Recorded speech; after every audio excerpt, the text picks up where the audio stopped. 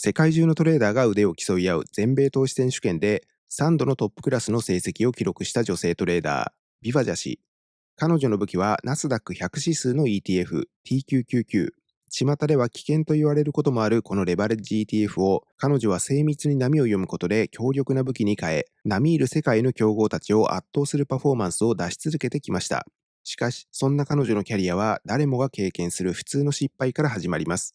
1999年、最初の取引ではなんとなく上がっている銘柄を買っただけで資産の 80% を失う大損失を経験。さらに追い打ちをかけるように損切りした直後に上がっていくあのトレーダーあるあるを何度も経験。教えられた 7% の損切り方法を守っているのに結果が安定しない。彼女はここで気づきます。このままでは一生うまくいかないと。そして彼女は相場の構造を見ることに注力します。数多くのチャートを分析し、彼女がたどり着いた答え。それは波を計測するという誰も教えてくれなかった方法でした。どこにでもいる普通の兼業トレーダーだった一人の女性は、一体どうやって世界の頂点にまで上り詰めたのか。今回の動画では、ビバジャ氏が兼業トレーダー時代の失敗から試行錯誤を通じて獲得した気づき、ナスダック TQQQ のクイーンとしてトップに君臨するまでの進化の過程を解き明かします。1999年、彼女が相場の世界に足を踏み入れたのは、世の中がドットコムバブルで熱狂していた真っ只中の時期でした。1990年代後半から2000年初頭にかけて、インターネット関連企業の将来性への期待から株価が異常に高騰した経済現象。テレビをつければインターネットが世界を変える。IT 企業の株を買えば誰でも儲かる。そんな言葉が溢れていた時代です。彼女も例外ではありませんでした。当時育児休暇中だった彼女は子育てをしながら CNBC のニュースで IT 企業の株価が爆発的に上昇していることを知ります。最近買った車のお金をこの株に投資していたら何台分になっただろうか。そんな川残用が頭をよぎりますが、それまでは株式投資とはほぼ無縁の人生。父親はエンジニア。借金をせず貯蓄をすることが美徳と教えられてきました。そんな彼女は株価が大幅に上昇しているのを見て、上がっているから車を買う代わりに株に投資していれば、そんな焦りにも似た理由でマイクロソフトの株を買います。1995年に5ドル前後だったマイクロソフトの株価は、1999年には57ドル前後までおよそ 1000% の上昇を記録していたのです。そして彼女が買ったその直後にドットコムバブルは弾け、80% の大損失を被ります。皆さんも経験はないでしょうか。上がっているから買ったらそこが天井だった。そう、彼女は典型的な高値掴みをしてしまったのです。この失敗は彼女が無謀だったからでも才能がなかったからでもありません。むしろこれは多くの人が最初に必ず通る失敗でした。上がっているものを買い、下がったら不安になり、理由もわからないまま売ってしまう。しかし彼女はこの出来事を通じて相場の世界で利益を上げる可能性に気づきます。また同時に学ばなければ生き残ることができないという現在まで彼女の価値観の根底を成している考えに至るのでした。そして相場について徹底的に勉強することを決意するのです。80% の損失を経験した後、すぐに成功というわけにはいきませんでした。むしろそこからが本当の意味でのスタートとなったのです。次に彼女の前に立ちはだかったのは、勉強しているのに結果が出ないというジレンマでした。当時の彼女はフルタイムで働き、家庭を支えながらも兼業トレーダーとして相場と向き合い続けます。出張中のフライトの中、ビジネスホテルでの滞在中、夜家族が寝静まった後、そして週末の限られた時間、彼女はその全てを使ってひたすら学び続けました。当時はスマートフォンも Wi-Fi も YouTube も SNS もない時代。学びの中心は本でした。本を読み、チャートを見て過去の値動きを振り返る。特に影響を受けたのが米国の著名投資家、ウィリアム・オニールです。企業の業績と株価の動きを体系化し、キャンスリムと呼ばれる投資手法を確立。彼の著書、オニールの成長株発掘法は世界中の投資家やトレーダーに広まり、今なお多くの人に参照されています。彼の弟子の一人には、名著マーケットの魔術師にも登場するデイビッド・ライアンがいます。彼の書籍を読み、付属の CD を聞き、学んだことを四半期単位での取引で実践していきながら、相場のサイクルや企業の業績評価の方法を習得していきます。それを何年も何年も淡々と繰り返していきます。ただこの時点では結果は伴いませんでした。知識は増えている。理論も理解している。それでも結果につながらない。皆さんもインターネットや書籍で紹介されている情報を見たときは理解した気分になる。でもそれを実際にやってみると思うようにうまくはいかないという経験をしたことがあるのではないでしょうか。彼女が特に苦しんだのが損切りでした。損切りした後に上がっていく。そう、誰もが経験し、苦渋を味わうこの現象。方向感の見立てはあっているのに流れに乗れないその悔しさを彼女も数えきれないほど経験していたのです。本に書いてある通りにやっている。成功した投資家、トレーダーの言うことも守っている。それなのになぜ結果が出ないのか。この疑問が次第に彼女の中で大きくなっていきます。実はこの疑問こそが彼女のブレイクスルーの一つのきっかけとなったのです。当時の彼女は損切り水準として、ウィリアム・オニール氏が推奨する 7% から 8% という機械的な水準を用いていました。当時はフルタイムで仕事をしていたため、日中チャートを見ることが難しかった彼女は、買った価格から一定の値幅下がったら損切りするような基準を採用していたのです。ただその損切り位置で運用しても、損切りになった後にすぐに株価が反発して戻っていくことが多かったといいます。損切りは本当にここでいいのか、ここを損切り位置にしてはダメなのか、自分が定めた損切り位置について皆さんも始めたばかりの頃は悩んだ経験があると思います。彼女は当時を振り返ってこう言います。チャートを見ると 7% から 8% という損切り水準がテクニカル的には何の根拠もないポイントであり、なぜそれが妥当な水準なのか全く腹落ちしなかった。その経験から彼女は機械的なパーセンテージに基づく損切りからテクニカルに基づく損切りへ方針を転換します。彼女が用いるのが10週または50日の移動平均線。ここを損切りの目安に設定するようにしてから結果が変わり始めたのです。彼女の学びが実を結んだ一つのきっかけは、なぜここを損切りにしなければいけないのかという違和感でした。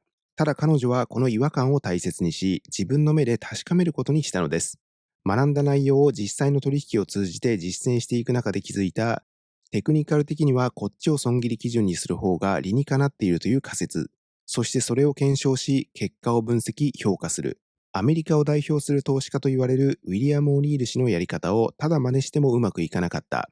そこで自分で試してみた結果、発生した問題点や気づいたことをさらに検証して、その結果を確かめる。このような PDCA サイクルを通じて、自分にとっての納得感を見つけたことが変化をもたらしたのです。さて、損切りについては自分の納得感を見つけたビバジャ氏ですが、取引方法に関してはどのようなスタイルを確立したのでしょうか。ここでは彼女の取引戦略、特に彼女自身が全米投資選手権でのパフォーマンスに大きく貢献したと言及している TQQQ の取引についても見ていきましょう。まず彼女の取引は大きく2つの軸で構成されます。1つ目が米国の個別株のスイングトレード。2つ目がナスダック100指数連動型の ETF、TQQQ のスイングトレードです。彼女がトレードを始めたのは会社勤めをしている時、日々忙しく仕事をしながらトレードをするためにはスイングトレードが最適な選択だったのでしょう。保有期間は個別株については12ヶ月から18ヶ月の長期のスイングトレード、またはポジショントレードということができます。そしてユニークなのが TQQQ のトレード。株のトレーダーというと個別株や指数の取引が一般的ですが、彼女が主戦場の一つにしているのが個別株よりさらに短期のスパンで行う ETF のトレードなのです。彼女が好んで取引する ETF、TQQQ とは一体どのようなものなのでしょうか。まず TQQQ について簡単に整理しておきましょう。TQQQ はナスダック100指数に連動する ETF です。ナスダック100というのは Apple や Microsoft、Amazon や Nvidia といったアメリカを代表するテクノロジー企業の動きをまとめた指数です。そして TQQQ の最大の特徴は、このナスダック100の値動きを3倍に拡大して動くレバレッジ ETF だという点。例えばナスダック100が1日に 1% 上がると TQQQ はおよそ 3% 上がります。逆にナスダック100が 1% 下がると TQQQ はおよそ 3% 下がります。つまり上がるときも早いけれど下がるときも早い。これが TQQQ です。身近な例に例えると、普通の自転車がナスダック100だとしたら、TQQQ は原付のようなもの。加速は強い。でも転んだ時のダメージも大きい。それが TQQQ です。ではなぜビバジャ氏はあえてこの TQQQ を取引するのでしょうか。彼女はこう言います。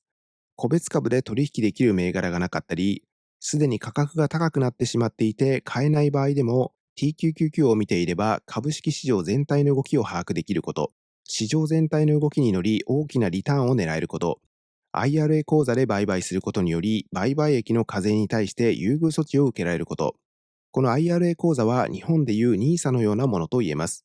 さて、ETF への投資経験がある方は、こんなことを聞いたことがあるかもしれません。T999 はレバレッジがかかっているから危ない。損失が大きくなるリスクがあるので手を出すべきではない。ここで一つだけ知っておくべきことがあります。それは T999 はもともと短期取引用の商品だということ。それを知らずにナスダックは長期で上がるから、3倍のスピードで利益が増えるからと考えて長期投資用として買って放置する。これが T999 で大きな損失を出す典型的なパターンです。問題は T999 そのものではありません。使い方を間違えること。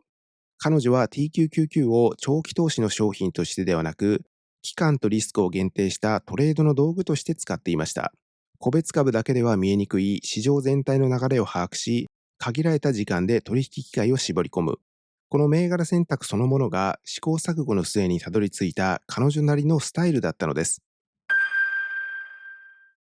さて、彼女が主戦場としている T999 ですが、このナスダックのレバレッジ ETF をスイングでトレードし、トレード世界選手権で3度入賞と聞いて、皆さんは何を思い浮かべますか？一度持ったポジションをホールドする力が並外れている。ナスダックは長期で見るとずっと上昇している。きっと調整局面の底を当てるのがうまいのだろう。こっから見ていくのは、彼女がこの T999 をどのように分析し、どうやって武器に変えていったのか、その核心でもある T999 のサイクル分析です。彼女は未来を予測しようとはしていません。また天井や底を当てようともしていません。代わりに過去の T999 の値動きを徹底的に調べます。どれだけ上昇したか、どれぐらいの期間をかけて上昇したか、どの程度の調整を挟むのか、調整にはどれくらいの期間がかかったのか、それを感覚ではなく数字で見ていったのです。そう、彼女が見ているのはナスダックの上昇と下落のサイクル。数年分のデータを見て、彼女はそれをスプレッドシートに記録していきます。すると、ある傾向があることに気づきます。一定の値幅上昇すると、一定の調整が発生する。この上昇と下落の値幅には規則性がある。この相場の呼吸ともいえるリズムに彼女は着目します。例えば、ビバジャ氏が直近で入賞した2023年の T999 相場。こちらはその上半期の動きを示したものですが、そこに上昇の値幅とかかった日数を記録しています。例えば一番左のこのグレーで囲った部分は、直近のボトムから12日かけて約30%上昇し、一旦調整を挟みます。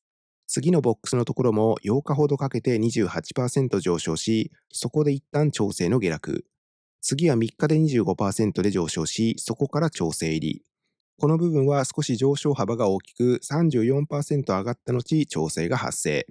ここは少し期間が長いですが27%上がって調整。さらにその隣は26%上がって一旦調整。次は22%上昇してまた調整。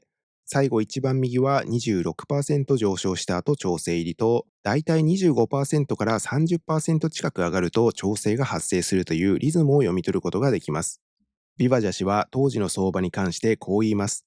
このような25%前後の上昇が見え始めたら、利益確定を検討したり、強さの中で少しずつ売っていく準備を始める。翌週はさらに注意深く動きを観察するだろう。もちろんこの上昇幅やかかる日数、調整の値幅はそれが起きる年代によっても異なります。ただ一定のスパンで見た場合、彼女はこのような傾向があることを発見したのです。ビバジャ氏は過去の値動きを分析し、この上昇率、下落率、日数を一つのサイクルとして捉えました。ここで大切なのは、この数字が毎回同じになるわけではないという点。彼女自身も必ずこうなるとは考えていません。ただ大体この範囲に収まりやすいという値動きの分布を知っているだけで、自信と判断は大きく変わります。そしてこのサイクル分析を行った上で、さらに判断根拠として用いるのが、10週移動平均線または50日移動平均線。メインで見るのは移動平均線までどれだけ下げてきているか、サイクル分析に基づく調整のパーセンテージですが、その下落率と合わせて10週移動平均線での値動きを見て買いを検討します。決して天井や底を当てに行くのではなく、データに基づいて現在の相場のサイクルを読み、その波に乗る。これこそが試行錯誤の末に彼女がたどり着いた誰も教えてくれなかった答えだったのです。ビバジャ氏がトレーダーとして飛躍したのが全米投資選手権 USIC での成績でした。USIC は単に一度大きく勝てばいい大会ではありません。実資金、リアル口座、そしてその成績は公開されます。一切の森が効かない極めて厳しい競技会です。歴代の入賞者にはマーケットの魔術師にも登場するマーク・ミネルビニやデイビッド・ライアンをはじめとする伝説のトレーダー級の人物も名前を連ねます。期間は1年間、評価されるのは年間を通じたパフォーマンス。一度大きく勝てたとしても、その後に崩れれば順位は落ちる。つまり相場環境も変化する中で、一貫性のある取引を継続できるかどうか、トレーダーとしての真の力が問われます。そのような大会で3年にわたって入賞する。これは再現性がなければ不可能です。しかも女性トレーダーとして3回トップの成績を残している。そう聞くと多くの人はこう思うかもしれません。きっと勝率が高いトレーダーなのだろう。ですが実際の成績は多くの人の想像とは違っていました。ここからは彼女が3度入賞した USIC での成績を見ていくことにしましょう。まず2020年、彼女が USIC で最初に結果を残した年です。この年彼女は女性トレーダーとしてトップの成績。年間リターンはプラス 161.4%。勝率や損益比率の細かな数字は公開されていませんが、ここで重要なのは内訳よりもまずこの事実です。1年という長い期間、実資金でプラス 161%。偶然で片付けられる数字ではありません。彼女はこう語っています。2020年は確かに相場が良かった。他の参加者も軒並み好成績を収めていた。ただ自分がこれまで培ったトレードスタイルでこれだけの結果を出したことを誇りに思う。翌2021年、彼女は再び上位に入り、総合に女性ではトップの成績を収めます。年間リターンはプラス 100%。ここで多くの人が驚くのが勝率です。彼女はインタビューで勝率は 50% 未満だったと語っています。半分も買っていない。それでも年間でプラス 100%。普通なら矛盾して聞こえるかもしれません。でも答えはシンプルです。彼女が買っていたのは勝率ではなく損益比率。彼女はこう続けます。勝ちトレードの合計利益は損失の5倍だった。つまり、勝つ回数より勝つ時の大きさ、負ける回数より負ける時の小ささ、勝率が高いから勝てたのではない。損益比率で勝っていた。この年の大会で彼女のスタイルはただの好調や一発屋ではなく、再現性のある方として証明されたのです。そして2023年、この年は苦しんだ年だったと言います。それでも再び総合2位、女性でも再びトップの成績を収めます。年間リターンはプラス 69.7%。この数字だけ見れば2020年や2021年より小さく見えるかもしれません。でもここが本質です。彼女はこの年、勝率が約 30%、それまでのキャリアの中で最低の年だったと言っています。10回やって勝つのはたった3回、7回は負ける。それでも年間でプラス 69.7%。なぜか。負けた金額に対して勝った金額が4倍。彼女はこの年の損益比率が4だったと語っています。ビワジャ氏は方向を当てるゲームをしていません。大きな波に乗り値幅を取るゲームをしているのです。勝率 30% でも勝ち続ける。ここに彼女のトレードの本質があります。多くの人はトレードの上達を勝率で考えます。この手法を使えば勝率が上がる。この分析をすれば正しい方向がわかる。勝率が高ければいいトレーダー。勝率が低ければダメなトレーダー。そう思いがちです。勝率 30% と聞くと多くの人はそれでは勝てないと感じるでしょう。しかし彼女の視点は全く逆です。10回トレードして勝てるのは3回。でもその3回の勝ちで1回につき3倍、4倍の利益を取れていたら、トータルでは十分プラスになります。そのために待つ。戦う場面を絞る。小さく負ける。大きく取る。USIC の成績が示しているのはこの事実です。どこにでもいる普通の兼業トレーダーだった一人の女性が世界トップにまで上り詰めた裏側にあったのは、特別な才能でも裏技でもなく、仮説、検証、評価という地味で誰もができるプロセスの積み上げ。勝率ではなく損益比率で勝つ思考。そしてそれを年をまたいで繰り返せる一貫性。USIC で評価されたのはここでした。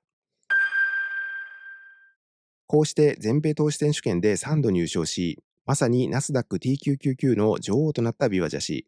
彼女は現在、自分の資金の運用のみならず、家族や子供の資金までも運用する、家庭内ヘッジファンドマネージャーのような役割も担っているそうです。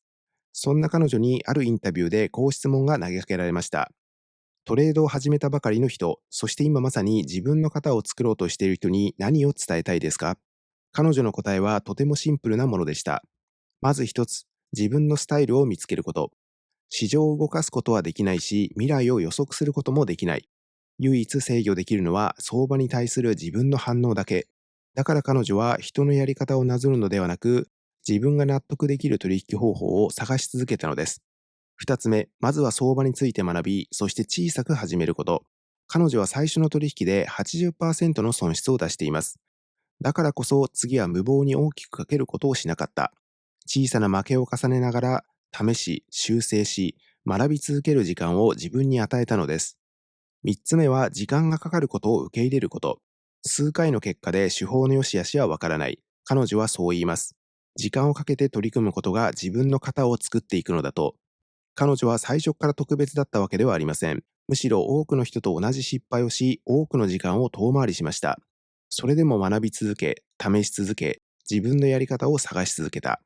この物語が今まさに自分の型を探している誰かの小さな希望になれば、ビバジャ氏もそう願っていることでしょう。